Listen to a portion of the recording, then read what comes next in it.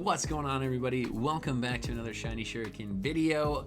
We've got some PWD action for you here. This is the start of one of my weekly series that'll be coming as the commissioner for Pokemon World Domination Draft League. Each week, starting last season, we have added in a power rankings perspective. I've seen it from a couple of different leagues. I've really liked what they do. And so we've crafted and changed a little bit, but it's for the most part, it's just something I do every week. Sometimes I'm on my own making the power rankings. Sometimes I have the input of other coaches from the league.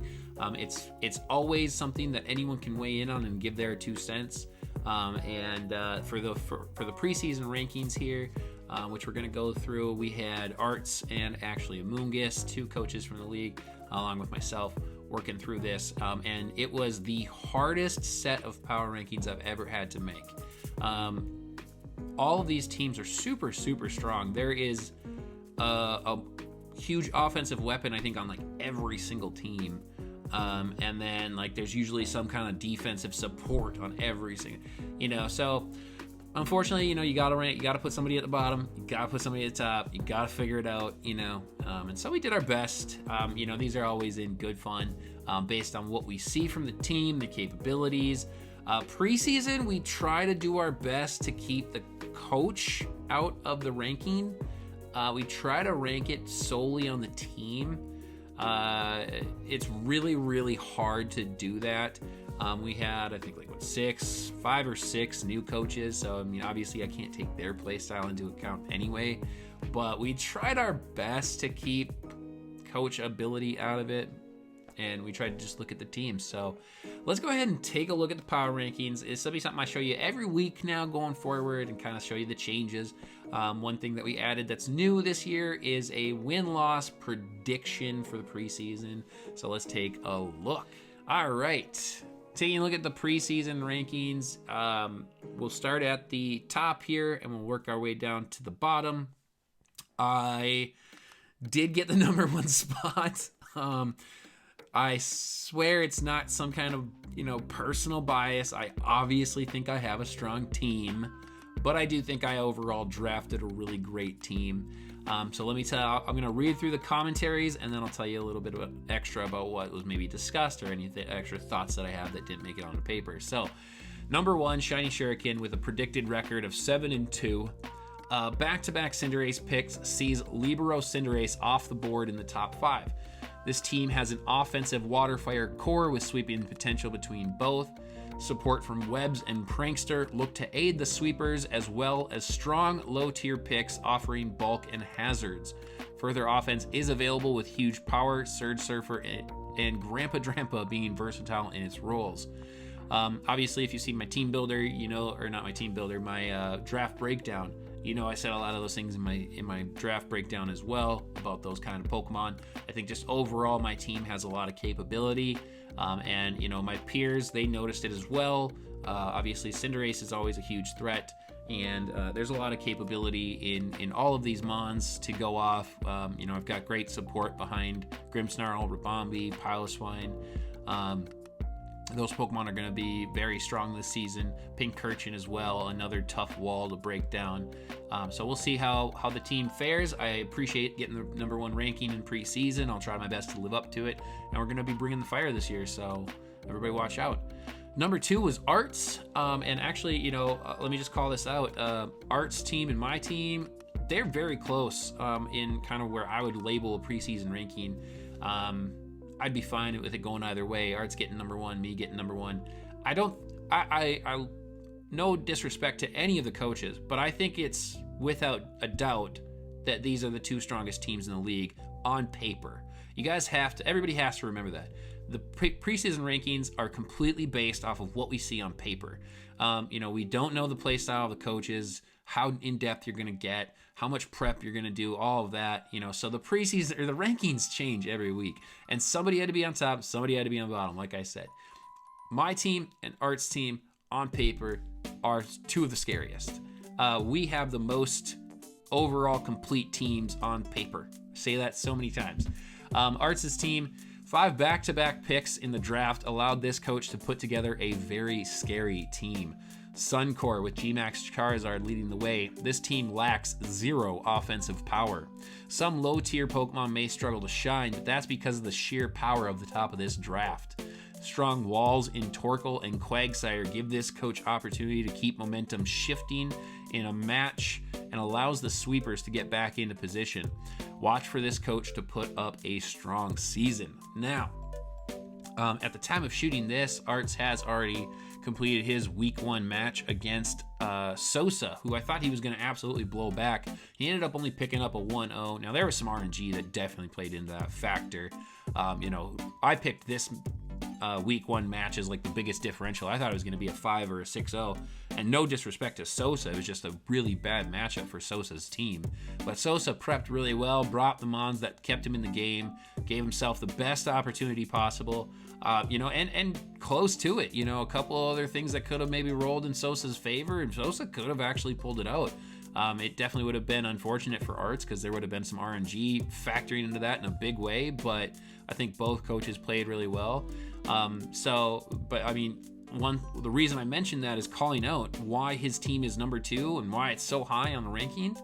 I mean, this guy gave up Garchomp, this massive offensive presence, gives it up, and it really wasn't that big of a hindrance to the team. So when you have a team like that, keep in mind, everybody, that being able to give up a massive weapon like that and still keep yourself in the game and have RNG really messing with you, man, this team is going to be scary this season. So definitely keep an eye on that team to stay in near that top of the preseason rankings unless Arts completely implodes. So definitely well earned. Like I said, I can see that team being number 1 or number 2. Either way, those 2 are the top in my opinion. Number 3 is actually Amoonguss. This one, like I said, trying to keep coach play out of it was tough. There's one reason that I moved him up into 3 is because he returned a lot of the Pokemon that he played extremely well with. Returning G-Max Blastoise and returning Aegislash. Those are 2 of his favorite Pokemon to play with. He plays them really, really well. So that for me, with his play style from last season, hopefully it returns here and he just picks up where he left off, just kind of controlling and owning the matches. He'll be a really tough coach to take down. The team itself, it's definitely a top 10. I think there's a couple of factors. You kind of can see this team sway a little bit. I think 3 is probably one of the best rankings for it preseason wise. 2 returning all-stars to the Atlantis Obel, G-Max Blastoise and Aegislash lead the way for the Season 2 runner-up. This team has web support from the top offensive web supporter in Galvantula and sweeper potential with Slurpuff and Tyrantrum. Low-tier support will be something that will have to be evaluated after use, but potential exists, and we'll be watching for this coach to make another strong run for a second chance at that championship. So, like I commented in the comments here, is that there's opportunity from top to bottom in this team. I can see the opportunity clear as day, and that's kind of why this team moves up. On paper, it looks good. It has that capability to kind of go off. You've got that speed control with webs. You've got a couple of different opportunities where Pokemon can really get going, both from your top 2 with G-Max Blastoise, Aegislash, but also, like I mentioned, Slurpuff and Tyrantrum, and there's other opportunities down there too. And he's built some defensive cores as well, so we'll see how well he executes. We haven't had a predicted record of 6-3, and I think he'll do really, really well playing with that team. He may struggle if he comes up against another team that can kind of control a lot of that extra aspect as well, being that that's kind of Amoonguss's play style. So if you've got 2 coaches going at it in a similar style, maybe his team can struggle, but we'll see. Number 4 was Sir Genji, a new coach. Sir Genji has actually a very similar team to my own. It's kind of funny because after we made the power rankings, he actually made a move on his team and picked up Wartortle. He dropped his second Prankster, picked up a Wartortle. He dropped Liepard, And so this is my week 1 matchup, and we both have Cinderace. He's got the G-Max, I got the regular. We both have Prankstermons. He's got Sableye, I've got Grimmsnarl. We both have an evolution of Squirtle. He's got Wartortle, I've got Blastoise. And then there was something else too, I can't remember. But I think, it was maybe a ground type A tier, because I think he went with Crocodile, or no, my A tier is Blastoise. But both have strong ground types with Diggersby and Crocodile. So just super similar teams on paper. But because of that, I mean, I don't have to say a whole ton because I talked up my own team, but like when you say it's similar, it has a lot of that same weapon capability. G-Max Cinderace, of course, tons of sweeping potential and just tons of options. Sableye, great prankster to control the match. That recover prankster is just really tough to break. And he's got more capability around there as well. He's got Rotom Wash in his A tier pick. There's a bulky Mon that can kind of control hazards with Defog, Scarf Tricks, things like that. Rotom Wash, always a tough, great Pokemon. Doesn't just get bodied by anything. So very strong team on paper. I did make some comments here. Let me read through. The number 1 pick of the season 2, G-Max Cinderace, leads this team in offense. Aside from Crocodile and Electivire, this team lacks offensive prowess and may have more than a couple matches going the distance to timer. Support Pokemon such as 2 pranksters, Sableye and Lightpard, which Lightpard's gone. Walls in Amoonguss and Appleton, and team support in Clefairy round out this team. This coach will look to control a match with priority and position before letting his offense touch the field, and could give big problems for opponents. When we looked at this team on paper, he moved up in the rankings because we kept looking at it, and there is a lot of potential for him to kind of take care of some threats before he utilizes his own. He could go the opposite way, use his threats, and then just win on timer with the walls and everything. Amoonguss is a great Pokemon. Definitely tough to take out. That Effect Spore and Spore combinations, just annoying, tough. But he's got some options out here. Sableye is a tough Mon to take down. Clefairy can be a tough Mon to take down if you're not, if you don't have the type matchup there. Clefairy with Eviolite can do a lot of work and offer a good cleric support to the team. So I felt like his team was well-rounded enough. One thing that we said about Sir Genji's team is there seemed to be a little bit of a drop-off after you get past the first 6 Mons. Like the rest of the team isn't the greatest. Like it's like the top 6 are so good. Like they are a good team in their own that it's like, are you going to see a lot of Appleton? Are you going to see a lot of, it used to be Lightpard, but now Wartortle? Like, are you going to see a lot of that? Maybe not, because the top 6 is so good. And the top 6 are really what moved them into the top 5. So it's a great team. I'm really excited to see it. I'm excited to play it week 1. I have a really tough matchup right off the bat, and I'm really excited for that. It's always nice to go ahead and get a good win under your belt, but I like the level of competition that this team will offer. So number 5 was Sosa's team. Pokemon Nerd Sosa rebranded. He, like I said, now Pokemon Nerd Sosa instead of King Sosa. So we've got number 5. He's on the top 5 for the preseason rankings with a 5-4 predicted record. Like I've already said, he took the first loss of the season by only 1, so did very, very well in a very tough team matchup. And this team was hard to place and has some strong pieces, but the support from lower tier picks may complicate some matches for this coach. Heavy physical attackers make this team seem one-sided, but it still has options to support on the special end. Immunities, weather support to disrupt weather teams, and bulk will help this coach keep matches close. And I think that rings true after seeing the first match. I mean, he did extremely well. We'll see how he plays his team and maybe what kind of adjustments he makes. Like I stated, there is actually a lot of physical presence on the offensive side for this team, which for me dropped it a couple notches. There are others who are big fans of this team, and I like this team too, but I also feel like there's some holes. It's well-rounded enough, but it also, to say that it's going to rely on Hawlucha all season seems like an understatement. Now, Metagross and Rillaboom can do great things on their own as well, but Hawlucha looks like the primary option. Now, it didn't even come in week 1, but, the lower tier Mons are just kind of, I think, a product of the placement where he was in the draft. He had the 8th pick, so right in that mid-tier. You see a lot of things that you want go off the board, and I think he made do with what he could. I do remember, I feel like he got sniped a couple of times. He made the call-outs during the draft, but it's still a great team. I mean, making it up to the top 5 in the preseason rankings, on paper, it's still a good team. I just think there's some holes in it, and we'll have to wait to see how the coach aspect plays into where he gets ranked going forward. So a great week 1 showing for Sosa, and I'm excited to see how he plays this team going forward. Number 6 was our returning champ, Coach Bloud. He was the PWD Season 2 champ. He right away, we knew exactly what he was trying to do. He was trying to draft a sand team. He put together still a good sand team. So let's go ahead and go through it. He's got a predicted record of 5-4. This coach seems to have had their draft plan disrupted by more than one team pulling sand users away. They were still able to put together a strong sand core with Excadrill, Dracozolt, and Gigalith, and the best wall supporter in Corviknight. Lower tiers have strong potential against some of this team's threats, but if the weather doesn't fall in this coach's benefit, it could be a tough day. Don't count this coach out of any match as the Season 2 champ begins their title defense. Now, they've also gone through their Week 1 play.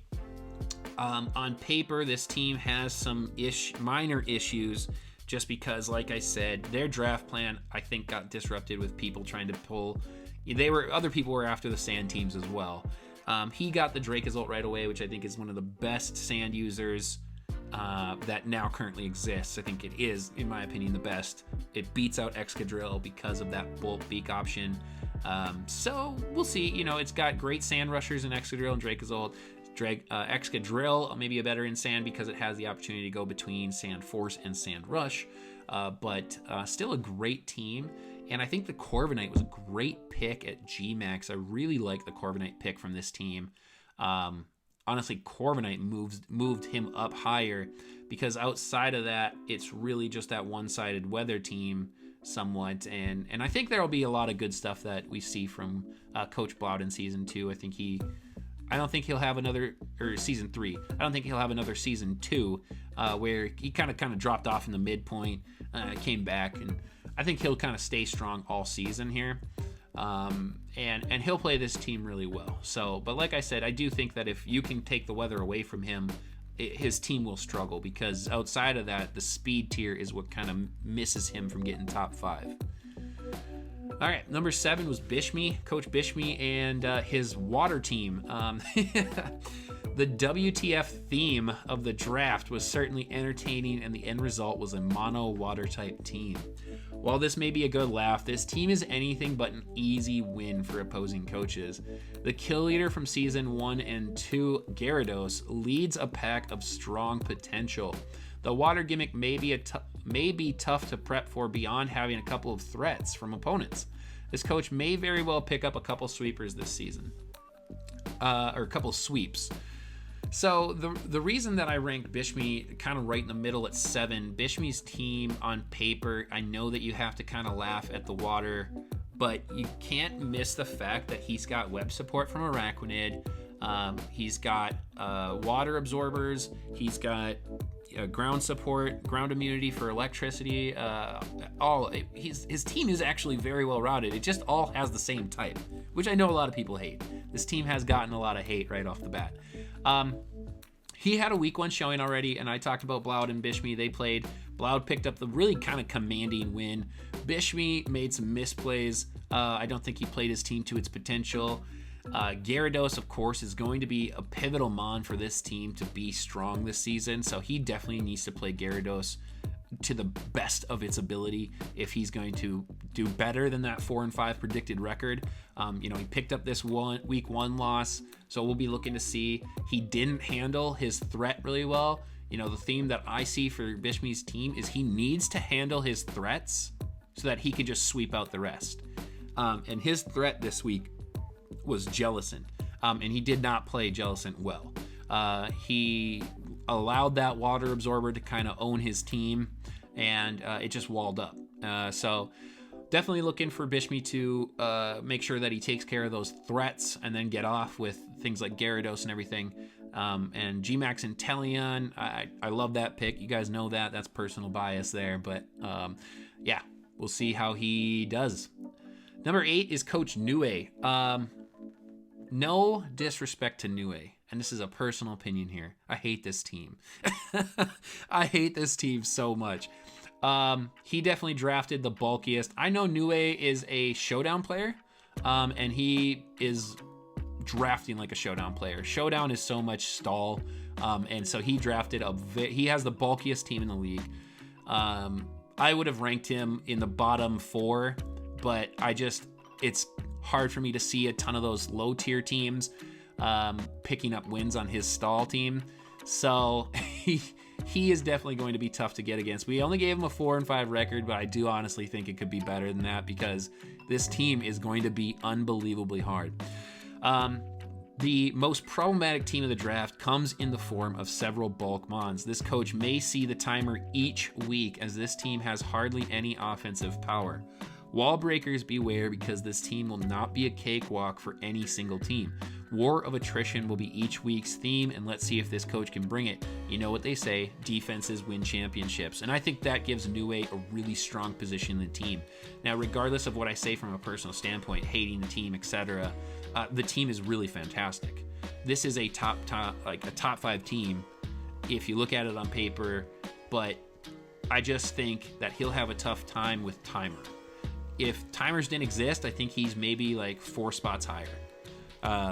But the timer really kind of hurts in a draft league perspective because you don't have all of the top tier stalls, you just have some of them. And so having to use your low tier picks to maybe be your offensive presence, that's going to be tough. I think his best offensive presence is Heliolisk. So, that should tell you right there. I mean, it's a good speed, average special attack, but there's not a lot behind this team outside of just kind of trying to wall up. So we'll see what he does. Number 8, starting in our final 7, is Coach Newey. So Cryptic comes in at number 9, one of the new coaches. And this team on paper was really, really tough. We kept going back and forth between either really liking the team or disliking the team. And going through their predicted win-loss, looking at their season, we're like, all right, 4-5, but we could also maybe see like a 6-4. So this, or a 6-3. This team is pretty good. I like a lot of its attackers, but this team looks like a mix and match balanced team. No true synergy other than complementing typings are why this team falls mid-pack for preseason power rankings. There is still plenty of capability from this team to present problems for the opponent, but the team may struggle against teams that complement their Pokemon well with supporters. I just didn't see a ton of this Pokemon helps out. Like I said in the commentary, there's typing assistance. If you've got a Lycanroc in there and somebody wants to fire off a Scald or something, you can easily swap in Milotic, sure. But Milotic, outside of that, what's Milotic going to do to the Pokemon? It's tough. It's tough. We'll have to see how this coach plays and how this team plays out. On paper, I think it just was lacking some overall kind of, not to repeat myself, but synergy. It just kind of seemed to lack some synergy. So I like some of the pieces. I need to see how the team plays. From a preseason ranking perspective, it was hard to move him up over the other teams. You might want to say, why isn't Bishmi lower using a mono team?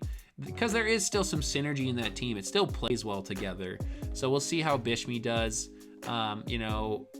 in accordance with that bottom half of the power rankings.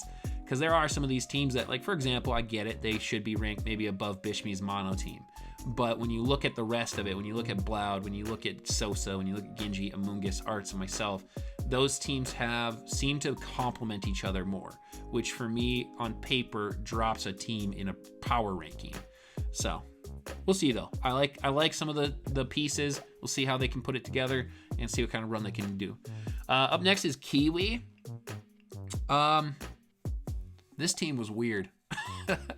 I was immediately worried about this team. He had the number 3 draft pick, I think, or number 2. Can't remember, 2 or 3. He was ahead of me.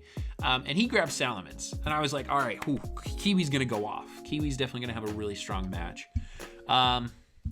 After that, though, yeah.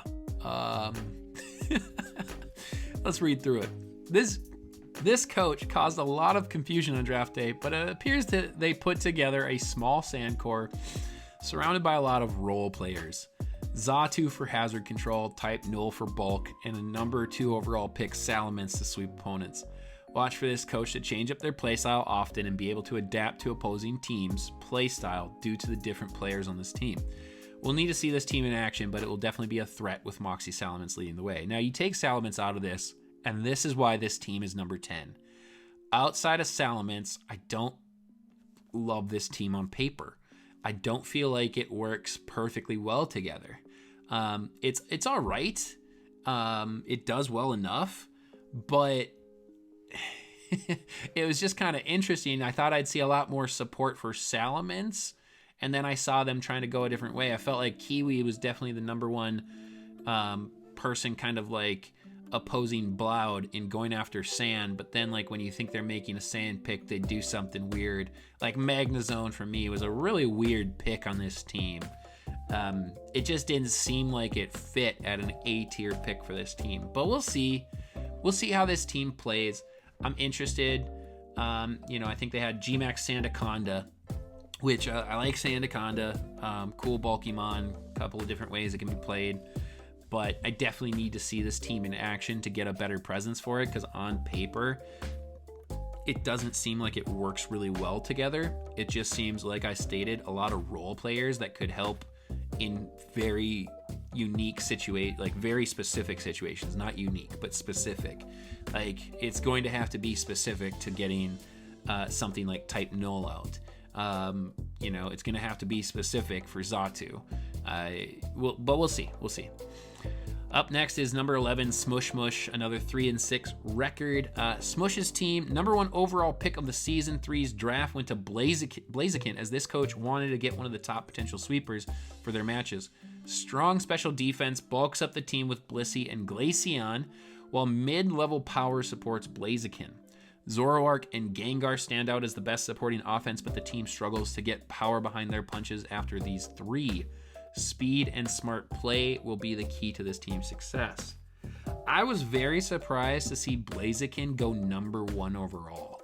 I definitely understand that it's a top 10 pick, but with the likes of Salamence and Gyarados as Moxie users, and then 2 Libero Cinderaces, really didn't think Blaziken would outshine them. Now, I like Blaziken, and his speed boost is really threatening, but he's also pretty frail. He can definitely be dealt with pretty easily if you don't get him going. And we'll see how he does. I mean, it's got an okay move pool, but it'll be interesting to see if the number 1 pick lives up to being a number 1 pick. The rest of his team, Blissey and Glaceon, he doesn't really have defensive support, which for me kept kind of dropping him. I originally kind of was looking at him as a mid-tier preseason ranking, like around that 7-8. But the lack of defense on the team is kind of what was dropping it for me. Blissey only has special defense. And Blissey doesn't get the defensive boost that Eviolite Chansey gets. So Blissey, while it can be annoying, it's also decently easy to deal with on a physical side. And Glaceon's the same way. Another really strong special defense user, but not a defensive user. Zoroark and Gengar are cool, but they both kind of have the same sort of special attacking gimmick. Not gimmick, but like performance. They both want to look to try and put off some big special attacking hits, and those do complement Blaziken really well. I think the Zoroark's a great pick for the team. Gengar, I think, was a good pick where it was at for his Gmax, with what was off the board already. I believe that I actually sniped him, which after watching his draft analysis, I would say that his original draft team, or his draft board and his original desire with Grimmsnarl and stuff, that would definitely move him up to maybe 8, 9, maybe into the top 7. Because he definitely was trying to build more support around his team, but he was just a product of having to wait. At number 1, you do have to wait sometimes 13 whole picks before it gets to you, and then another 13 picks. So it is tough to go 26 Mons without being able to pick. But then getting that back-to-back, with back-to-back picks like that, I do expect maybe a little bit more, which is maybe why he fell to 11. Number 12 was Crowbats. Crowbats was an interesting number 1 pick. We also have him at 3 and 6. Crowbats was an interesting number 1 pick with Togekiss. Togekiss is, to me, really gimmicky because it's just relying on that Serene Grace flinch so much. And in a draft league, I don't see Togekiss go off. I've seen it drafted a couple of times, but for the most part, nobody takes it from a draft league perspective because there's so much support potential from an opposing team that can stop Togekiss from doing what it does. And outside of that, it's really not, it can do things like do a weakness policy Dynamax sweep, the air slash max airstream to set up its speed and then start outspeeding, but it's things like T-waves away from getting paralyzed and losing that speed. We'll see. I mean, if you tack on that, he drafted Vikavolt for the to play the Paraflinch support. There's potential, obviously, for this team, but speed, let me read through it here. Hindered by speed, this team will have to take hits and gain momentum to stay in games. Reliance on Parahex from their S tier and Bulk from their A and B and G-Max tiers don't get this team much help from a power ranking perspective. Web support from Vikavolt may be a saving grace for the likes of Togekiss, but there's little offensive capability after that. There is some trick room opportunity here, but will that be enough with the lack of offensive power? This team, after reviewing it even further after power rankings, it does actually have a really strong trick room capability with Bronzong. But their big picks were Gastrodon and Snorlax. And Snorlax is okay. They're, obviously the belly drum capability and things like that, the G-Max Replenish, but G-Max Replenish is just RNG. I kept seeing so much RNG in this team, and I can't in good conscience move a team up when it's using RNG. And Trick Room is kind of easily countered in a draft league. If you play against strong coaches, which I think this is a really strong league. So I think that'll be tough for this team. But we'll see how they play. I mean, overall, it works okay together. It's got, the defensive capability to stay in a game. And if they can kind of win that war of attrition and stop an opposing team, maybe. But just on paper, they fell just because overall the other teams were better. Like I said, somebody's team has to go to the bottom, and this team kind of fell because of that. There is overall synergy on the team, but the lack of speed and the lack of kind of the offensive presence outside of Snorlax and Togekiss, I don't know. We'll see how they do with it. Number 13 was Southside Braves, who did make playoffs last year. Redrafted their number 1 Mon with Dragapult. This one was a tough one to rank at number 13 because I really like Southside as a coach. But again, I tried to take that out of consideration for the preseason ranking.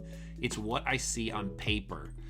So MVP runner-up Dragapult returns to the Nashville Nidoking on a new contract, but will it lead again with new sweepers in the league? This coach drafted a Veil Hail support core in Alolan Ninetales and Sandslash and has minor supporters in his low tiers, but this team on paper seems a bit lackluster. There is some support from Tailwind Braviary to help out his mid-speed tier Pokemon, but this team could become one-sided on how they stay in the battles. So let me call out a couple of things in that commentary. One, Dragapult's a great mom, but there are those other sweepers now available to kind of help handle Dragapult. The likes of Salamence, for example. If Salamence has Dynamax and gotten those Airstreams off, that's better than Dragapult, and Dragapult can't contend with that. But, there's other things as well in the league now from the Crown Tundra release that I think help. Dragapult's obviously a really great top 5 Pokemon. I love Dragapult, but there's new Pokemon in the league now that I think are going to make Dragapult a little bit easier to deal with.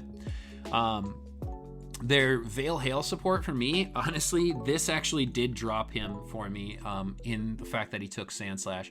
The Ninetales is a great pick. I used it all last season. It came to, I think, out every match. And Ninetales can put in work. That Veil is obviously huge. Screens are huge in a draft league, and we'll see how well he plays with it.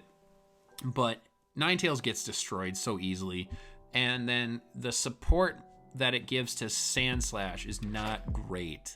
Sandslash, I used it last season, and you could say whatever you want. You could say I didn't play it well, but there's so many easy ways to counter it in a draft league. If you don't build a full Hail team, it's tough to make sure that he goes off, because he loses that Slush Rush ability the moment that Hail's gone. And with so many weather teams, I talked about it a little bit, so many cores that have little pockets of weather. You know, you got starting from Arts with the Sun. You've got let's see here, Sosa with Sun from Ninetales, Blouden is Sand, Bishmin is Water, Newey has Sand, I believe. Cryptic, I think, has weather. There's so many weather teams that can really, and Hail just is the least impressive weather.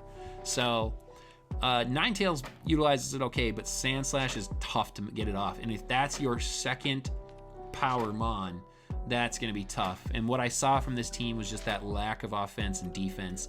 It's very mid-tier outside of that. But I'm excited. Southside's a great coach, great battler. Like I said, we try to keep that out of it. You look at it on paper, and this team, another reason it dropped below, say like Crowbats and Smush, it's led by G-Max Flapple. Flapple is, it's hot garbage. Sorry, Brayden, but Flapple is terrible. I mean, it's so frail. It doesn't last.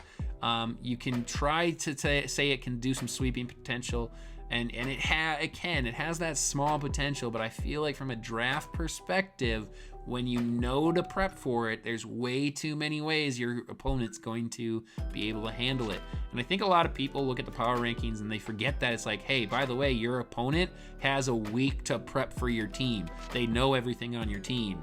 Like, yeah, Flapple, if you catch somebody slipping, yes, it can go off, but really, you're going to catch somebody slipping who doesn't know you're bringing a Flapple. These opponents know that you have Flapple, and I can't get behind Flapple on a draft team. So, falls to 13th, but I think, he'll definitely still provide a challenge for any opponent that he comes up against. And our final power ranking goes to one of the newest coaches, Matt. This seems kind of harsh to give him the 1-8 record. I don't know his play style, but I looked at his team and looked at what he had to go up against in the season. I think it's going to be tough for him. With Azumarill and Rillaboom kind of leading the way, this team, or not Rillaboom. Did he get Rillaboom? He had G-Max Toxtricity. But he's going to have some tough battles. This team's lack of consistent speed and offensive power has it falling to the bottom of the preseason rankings. Solid mid-tier picks give opportunity for this coach's team if supported well, but lack of that support beyond a couple Pokemon means late game runs are going to be problematic. Let's see how this coach comes out of the gate with their team and how they plan to execute on power. And, that final point I make on power rankings is keep in mind, it's your power potential. Which is why it was so hard to move Newey so high up, because he doesn't have much power on his team. Matt has some, but for the most part, I don't know. We'll have to wait to see how well he plays the team and what he can do with it. There's a lot of these Pokemon that are kind of easily handled. G-Max Toxtricity with that quad weakness, and just the overall kind of lack of speed. I don't know. We'll see. This team looks like it's going to struggle against the rest of the league. And especially when you look at his season matchups, it's hard to see one that he just straight wins. And that was one factor as well that went into each one's ranking. It's like, do I see you just straight winning a match, doing something right away or controlling the match long enough? And that was kind of hard to say. It's like, all right, I don't see that Azumarill just wins him a match. There's too much defensive and water absorbing and water team capabilities throughout that stop Azumarill. When you look at Toxtricity, there's not a lot of support in that. But we'll see. We'll see what this team does. I'll be excited to see how all the new coaches play. Week 1 week 1's always the biggest shift in power rankings. and that one always is where we see people get a lot of movement because the coach play comes into effect. So we'll wait to see that. So those are the power rankings for the preseason. This one was a bit longer. I'm going to try and make sure I keep these videos a little bit quicker. It'll be, not as much recapping, but this is the preseason, so it's talking a little bit through everything. So power rankings are really tough to do, especially when there's no matches played and you're just looking at the team. But a lot of strong teams. I will say, like I did at the beginning, this is the hardest season I've had to make a preseason ranking for, and I've only done 2. Let's not say I have a ton of experience with it, but all these teams have a lot of potential, but my theme, somebody has to be at the bottom, somebody has to be at the top, and we have to try and see how your team fares against the rest of the league. So that's gonna do it for the power rankings for the preseason. We're gonna get week 1 underway. We've gotten 2 matches out early. They started a little bit before. Season 3 week 1 started Monday the 22nd, so I'm excited for that, and we'll have a ton of matches coming at you through the rest of the week, so make sure you guys keep tuned in. This will be my last video that I link every single team below. I'm not going to do that every single week, because it just takes up a lot of that, and hopefully in the early matches you guys go out and check out these other coaches. Each week's matchups, we'll all link each other's opponents' channels. Hopefully by now you guys have all gone out and subscribed. Hopefully you follow the Pokemon World Domination League and all the coaches and because I think it's some of the top tier content that comes out on YouTube, and I love Draft League, and I hope you guys do too. So but that's going to do it for us. Make sure you guys like the video, show some love for the PWD. Subscribe if you're new to my channel. Shiny Shuriken, I'm the commissioner for Pokemon World Domination, so this is where you'll see a bulk some of the content. We'll catch you guys next time. Later.